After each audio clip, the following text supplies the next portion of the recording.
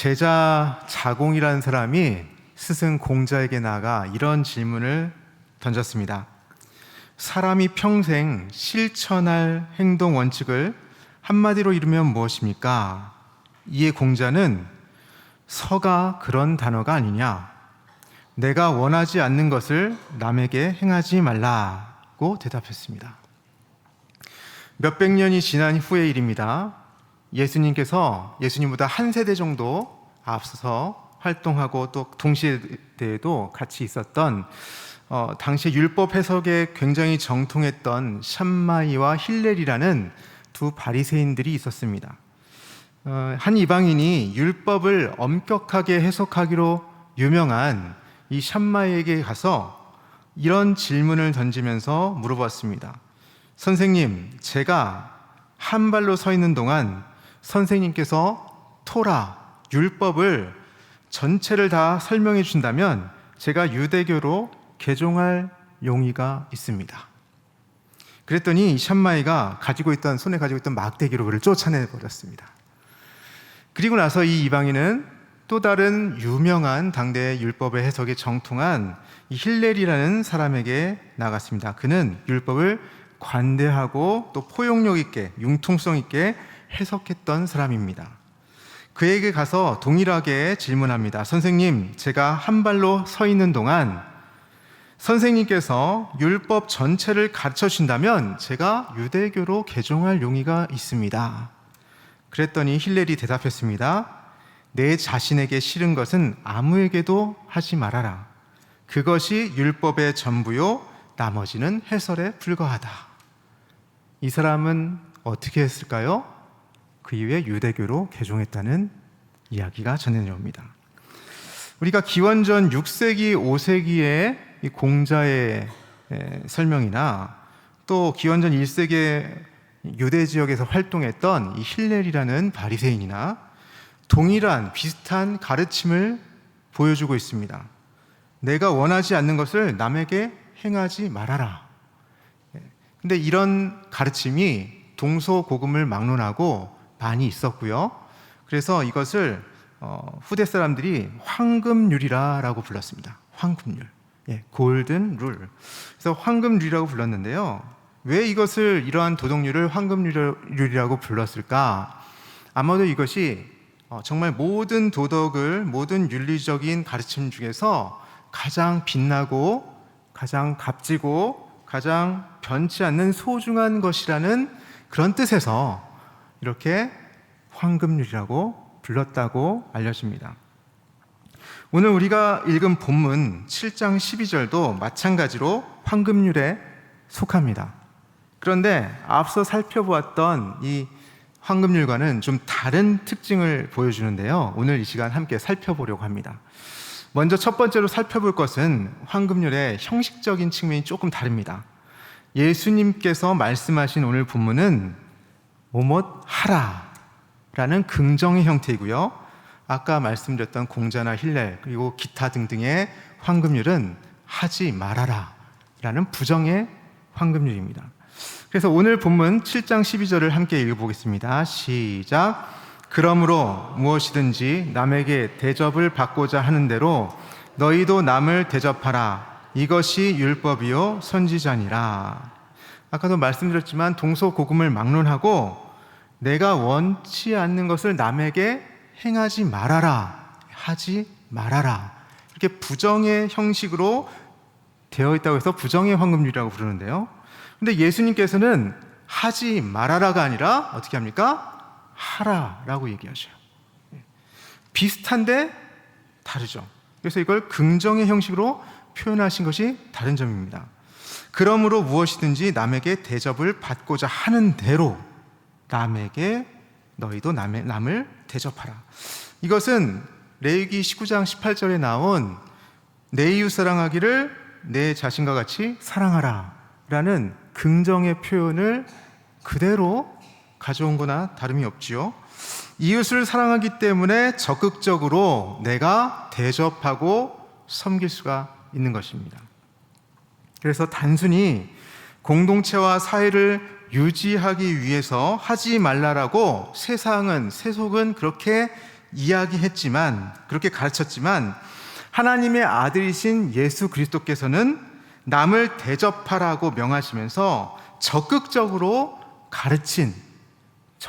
종교적인 명령으로 가르치셨다는 것이죠. 하지 말라는 형식이 공동체와 사회를 유지하여서 제한적으로 나의 행동을 규제하고 제한한다면, 금지한다면, 예수님의 하라의 형식은 적극적으로 나의 대접하는 행동을 격려하고 장려해서 적극적으로 너에게 나아가도록 만들어줍니다. 그 다음에 우리가 본문에서 두 번째로 살펴볼 것이 있는데요. 그것은 예수님이 그럼 왜 긍정의 형식으로 명하셨는가라는 점입니다. 왜 예수님은 부정의 형식의 기존의 황금률을 이야기하지 않으시고 긍정의 방식으로 얘기하셨을까요? 이것은 우리가 오늘 본문이 기록된 이 12절 전후 맥락을 통해서 알 수 있는데, 그 이유를 먼저 앞에서 7절부터 11절 말씀, 제가 잘못 읽었던 7절부터 11절 말씀에서 먼저 찾아보도록 하겠습니다. 우리 7절부터 11절 말씀을 저와 여러분이 교독하겠습니다. 구하라 그리하면 너에게 주실 것이요, 찾으라 그리하면 찾아낼 것이요, 문을 두드리라 그리하면 너에게 열릴 것이니.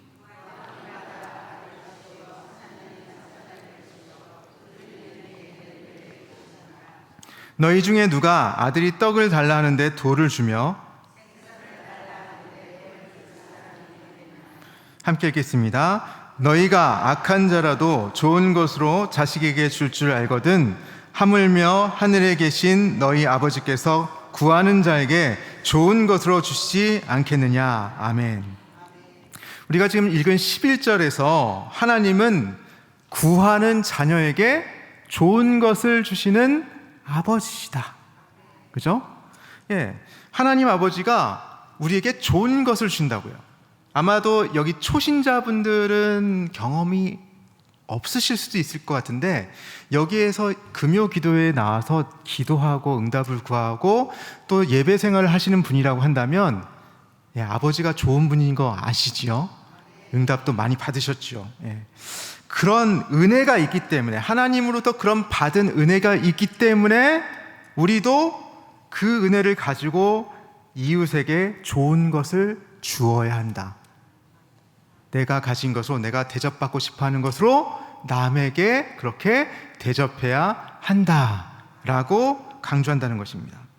그런데 조금 더 말씀을 넓혀보겠습니다. 지금 바로 직전 구절들을 살펴봤는데, 조금 더 넓히면, 범위를 넓히면 마태복음 5장에서 7장을 우리는 예수님의 산상순이라고 합니다. 제자들에게 산에서 가르치신 교훈입니다. 그래서 산상순인데, 특별히 5장 17절에서 7장 11절까지 이 산상순의 본문 전체를 다 말씀하신 후에 요약하면서 7장 12절을 말씀하셨다는 거예요. 왜 그렇게 학자들이 보는가 하면, 우리 7장 본문 12절 끝에 이것이 율법이요 선지자니라 라고 기록되어 있는데요. 근데 산상순을 본격적으로 시작하는 5장 17절에도 율법이나 선지자라는 말이 나와요. 그러니까 내가 율법이나 선지자를 폐하러 온 줄로 생각하지 말라, 내가 완전하게 하려 합니다, 이렇게 말씀하신 후에 산상순을 쭉 이어가시고, 그리고 7장 11절에서 다시 율법과 선지자 얘기가 나오는 거죠. 자, 이렇게 마치 괄호를 5장 17절에 열고 7장 12절에서 괄호를 닫는 형식으로 나온 다음에, 그리고 나서 7장 12절로 요약한 가르침이 바로 우리가 말씀을 듣는 지금 긍정의 황금률이라고 볼 수 있다는 것이죠. 예수님은 율법을 폐하려 오신 것이 아니라 완전하게 하러 오셨습니다. 그러면서 예수님은 유대인들이 잘못 적용하고 잘못 해석하고 잘못 적용하고 있는 이 율법을, 취지가 원래 하나님께서는 이렇게 너희에게 말씀하고자 하셔, 너희들은 이것을 율법을 이렇게 해석했으나 아니야, 사실은 하나님의 뜻은 바로 이거야, 살인하지 말라, 간음하지 말라, 그죠? 이런 말씀을 재해석해 주시죠. 그러면서 재해석된 율법에 대해 가르치신 후에 그러므로 라고 하시면서 산상수훈 전체를 요약하시고 정리하신 것이다 라는 것입니다. 이렇게 그러므로는 좁게는 바로 직전에 구하라 그리하면 주실 것이요, 그래서 하나님께 받은 은혜를 가지고 그러므로 너희는 대접하라 이렇게 나올 수 있지만, 또 넓게는 산상수훈의 가르침, 율법의 가르침, 선지자들의 가르침, 이 구약 성경 전체의 가르침을 요약한 산상수훈, 그 산상수훈을 또 요약한 말씀으로서 그러므로 하나님의 뜻을 밝힌 그러므로 하나님의 뜻을 따라 너희가 대접하라 라고 한다는 것이죠. 오늘 본문에서 세 번째로 살펴볼 것은 예수님이 단순히 그래서 권면으로 끝나지 않았습니다. 어떻게 합니까? 대접하라. 이것은 권면이 아니라 명령이죠. 대접하라. 이것은 우리가 하나님께 은혜를 받았고 하나님의 뜻을 다시 온전히 알았다면 그것으로 끝나서 좋게 사는 것이 좋은 거지, 예수님께 이렇게 말씀하셨으니까 그래 이렇게 살면 좋겠지 정도가 아니라 너희가 대접하며 살아라 라는 것입니다. 우리 12절을 다시 한번 읽어볼까요? 시작. 그러므로 무엇이든지 남에게 대접을 받고자 하는 대로 너희도 남을 대접하라. 이것이 율법이요 선지자니라. 아멘. 여기서 대접하라라고 번역된 헬라어 원어는 일회적인 행위가 아니라 지속적이고 습관적으로 실천하여 행하라는 뜻입니다.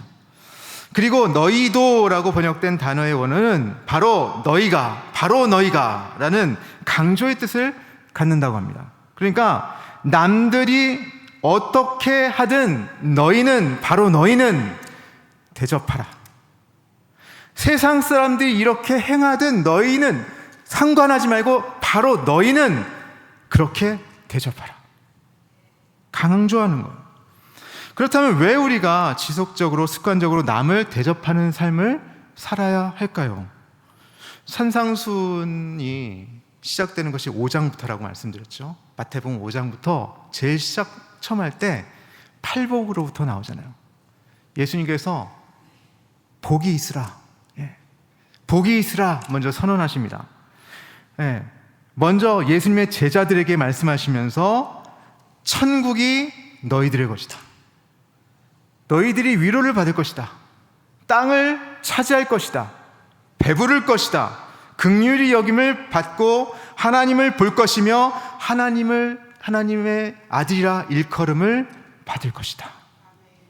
그러므로 예수님의 제자들, 그 말씀을 듣는 예수님의 제자들은 복을 받은 사람이고 또 복을 받을 사람으로 서 있는 것입니다. 그리고 오늘 말씀을 받는 우리도 이미 하나님으로부터 복을 받았고 또 받을 사람들로 여기 서 있는 것이죠. 그뿐입니까? 예수님은 제자들에게 세상의 소금이다. 바로 그 다음에 너희는 세상의 소금이다. 너희는 세상의 빛이다. 라고 우리의 정체성을 분명히 해주셨어요. 그러면서 세상의 소금이다 라고 끝내는 것이 아니라 너희가 맛을 잃지 않아야 한다. 너희가 세상의 빛을 밝히 비추어야 한다 라고 말씀하십니다. 이렇게 그리스도인들은 복을 받은 자로서 또 받을 자로서 하나님의 복을 받는 것으로 끝내는 것이 아니라 그 복을 우리 주변의 이웃들에게 흘려보내는 복의 통로로서의 역할을 하도록 부르심을 받았다는 것입니다. 우리가 빛과 소금으로서 착한 행실을 보임으로써 하나님은 영광을 받으신다라고 성경에 기록되어 있는 것이죠. 남에게 피해 안 주고 살아가는 정도는 여기 있는 분들, 우리들 말고라도 저 세상 밖에 있는 모든 사람이 조금만 노력하면 다 할 수 있습니다. 일본 사람들은 천성이 또 어렸을 때 배워서 남에게 피해 주지 말아라 해서 그들은 제일 그런 걸 잘 지키는 민족이에요. 그런데 보십시오. 예수님은 그보다 더 적극적으로 더 나아가서 이웃을 돕고 이웃을 살리고 이웃에게 사랑을 실천하도록 명하십니다. 우리로 하여금 복의 통로로서의 역할을 감당하라 말씀하셔요. 예수님은 세상 사람들이 어떻게 살고 어떻게 행동하는 것과는 상관하지 않으시고, 하나님의 은혜를 받은 이들이 하나님의 뜻을 따라 이웃을 대접하고 섬기는 삶을 살라라고 우리를 도전하고 명하시는 것입니다. 단발성으로 이례적으로 행동하는 것이 아니라 남을 섬기고 남을 대접하는 것 자체가 우리의 삶의 모습, 삶의 태도가 되어야 한다라고 주님을 말씀하고 계십니다. 제가 청년 때 이런 말을 많이 들었습니다. 여러분도 기억나실지 모르겠습니다. 배워서 남 주는 인생 살자. 벌어서 남 주자. 들어보셨나요? 예. 아마 설교단에서도 들어보셨을 것이고, 이전에는 좀 그것들이 많이 이렇게 우리를 도전시켰던 말들인데, 요즘은 제가 이런 메시지를 많이 못 들어본 것 같습니다. 여기 계신 여러분들의 삶의 목표는 이전에 무엇이었고 오늘은 무엇입니까? 저는 청년 때 그래, 배워서 남 주자, 벌어서 남 주자, 이것을 가슴에 새겼던 것 같아요. 그래서 제가 오늘 설교하러 올라오기 전에 생각해 보았습니다. 나는 얼마나 남을 주고 있는 인생을 살고 있는가? 나는 얼마나 내가 가진 재정으로, 내가 가진 은사로 다른 사람들을 섬기고 있는가, 대접하고 있는가? 그래서 여러분, 저는 도전하고 싶습니다. 여러분, 오늘 여러분의 삶의 목표는 무엇입니까? 한번 생각해 보시길 바랍니다. 세상 사람들은 자꾸 가지려고 합니다. 나를 향해 모으려고 합니다. 그것이 무엇이 되었든 나를 향해 있습니다. 그러나 예수 그리스도를 믿는 사람들은 주님의 가신 길을 따라, 주님의 행하신 삶을 따라 나눠주고 베풀고 얼마나 흘려보내는지에 대해 관심이 있습니다. 저는 저를 비롯한 여기 계신 모든 성도님들이 그러므로 무엇이든지 내가 대접을 받고자 하는 대로 남을 대접할 수 있는 그런 삶을 소원하시길 바랍니다. 남에게 대접을 받고자 하는 대로 너희도 남을 대접하라. 이것이 율법이요 선지자니라 라고 말씀하신 예수님 말씀을 잘 깨닫고 우리 인생에 나아갈 방향을 찾게 하는 황금 나침반이 될 수 있기를 진심으로 바랍니다. 결론적으로 예수님이 남에게 피해를 주지 않을 정도로만 가르치셨다면 기독교는 사랑의 종교라고 부름을 받지 못했을 것입니다. 성경의 가르침은 언제나 나를 넘어서서 너에게로 나갑니다. 복음이 나에게서 너에게로, 사랑이 나에게서 너에게로. 하나님의 사랑이 우리에게서 다른 사람에게로 흘러갈 때, 그럴 때 비로소 하나님 나라가 이 땅에 완성이 되겠죠. 예수님께서는 제자들에게 나만을 위한 삶이 아니라 내가 대접받기 원하는 대로 남을 대접하라는 적극적인 사랑의 삶, 실천의 삶을 살라고 하십니다. 그리고 오늘 우리에게도 동일하게 그러므로 대접하라 명하십니다. 이것은 율법에 매이는 삶이 아닙니다. 하나님께서 나에게 허락하신 그 크신 은혜에 대한 자발적인 응답으로서의 순종입니다. 우리가 받은 가장 큰 대접은 예수 그리스도께서 우리를 위해 자신을 내어주신 그 십자가 사건입니다. 그렇게 대접하는 삶은 예수님께서 먼저 우리를 위해 살아내신 삶의 모습 그 자체였습니다. 그러므로 우리도 주님을 본받아 남에게 대접하러 나아갑시다. 이웃을 사랑하며 살아가는 그런 삶을 살아갑시다. 설교를 준비하면서 누군가가 저에게 어떤 대접을 했었지 내가 기억나는 것이 있나 떠올려 봤습니다. 제일 먼저는 왜 그게 생각난지 모르겠는데 제가 무척 아팠을 때, 아마 서러워서 그랬던 것 같아요. 감기 몸살로 고열에 무척 아팠을 때 그냥 누워서 막 이러고 있을 때 어머니께서 손수건에 물을 적셔가지고 얹혀주시고 또 다른 손수건으로는 이렇게 물수건으로 온몸을 닦아주면서 옆에서 곁을 지켜주시고, 그죠? 그 장면이 떠오르는 거예요.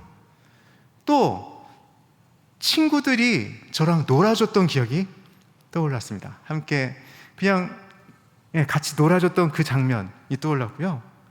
그리고 또 언제라도 전화하면 자신의 시간이 바쁨에도 불구하고 제 이야기를 들어주고 또 언제든지 자신의 시간을 비워주셔서 함께 만나셨던 그런 은사님도 생각이 났습니다. 여전히 철없던 시절에 저를 위해서, 후배였던 저를 위해서 교회에서 중보하셨던 그런 누님도 생각이 났고요. 기쁠 때나 슬플 때나 함께 있어주고 내 편 되어주는 지금 옆에 있는 사람도 생각이 났습니다. 생각해보니 저는 그렇게 많은 사람들에게 대접을 받고 있었더라고요. 제 인생 동안 수많은 사람들로부터 그런 겸손한 대접을 받아왔습니다. 하나님께서는 그들을 통해서 지금 말씀드리지 않은 수많은 사람들의 대접을 통해서 저를 형성시키셨고, 저를 빚으셨고, 저를 제자 삼아 주셨습니다. 이제 제가 그 받은 큰 은혜로 누군가를 그렇게 대접해야 하는 것이죠.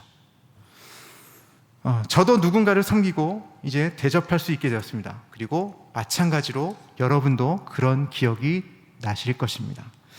우리는 혼자 있을 수 없고요. 서로 연약하지만 부족하지만 서로 돕고 섬기고 대접하며 함께 일어날 수 있습니다. 그렇게 주님의 은혜를 받은 우리들이 서로 대접하며 살아갈 수 있습니다. 사랑하는 대구칠곡교회 성도 여러분, 우리가 받은 십자가의 은혜 때문에, 그 큰 은혜 때문에 우리가 지금 이 자리에 있을 수가 있습니다. 주님을 찾고 구할 수 있고요. 주님께로부터 응답을 받을 수 있고요. 주님께서부터 좋은 것들을 누리고 살아가고 또 세상의 빛이라 소금이라 우리의 정체성을 밝히 또 알 수 있게 됩니다. 그러므로 이제는 내가 누군가에게 대접하는 삶을 살아가야 합니다. 그렇게 그러므로 대접하며 섬기며 살아가는 저와 여러분이 될 수 있기를 주님의 이름으로 축복합니다.